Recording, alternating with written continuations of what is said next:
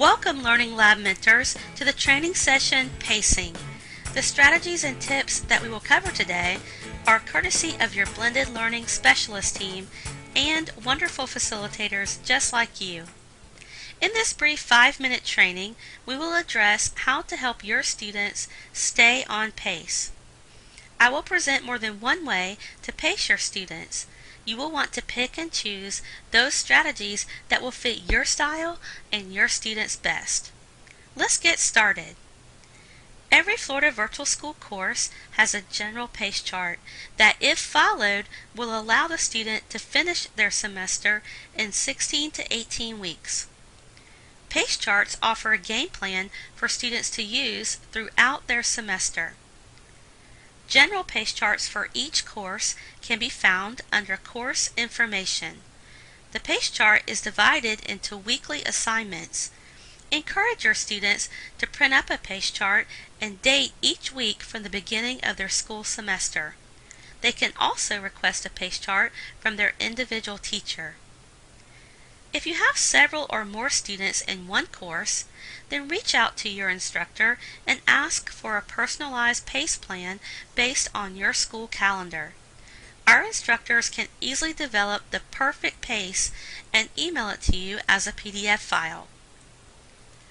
That brings us to our next set of strategies. What will you and the student do with the pace chart once you have it? Very good question. Here are some best practices that really do work. Post the pace chart on a wall or bulletin board for students to quickly reference. Or print a pace chart out for each student and have them put it in a notebook or folder as a checkoff list. You could require the notebook stay in your classroom, or you could allow students to keep it. Some students may need more than just a list of assignments for the entire semester to keep them engaged. If you only have a few courses in your lab, then a good practice is to write the weekly assignments on a blackboard or whiteboard. On Monday, let students know that these assignments are due by the end of the week. If you have multiple courses, then you may want to have a copy of the pace chart for each course in your facilitator notebook. With this handy tool, you can help coach those students who may be behind or struggling to stay on pace. Please note, in most cases, unless the FLVS instructor tells you otherwise, it is okay for students to work ahead on their pace chart. However, it is not recommended for students to skip assignments unless the instructor has given them the go-ahead. Examples of this might be when a student is working around a project, or maybe they have a scheduled discussion with a teacher later in the week but would like to continue working.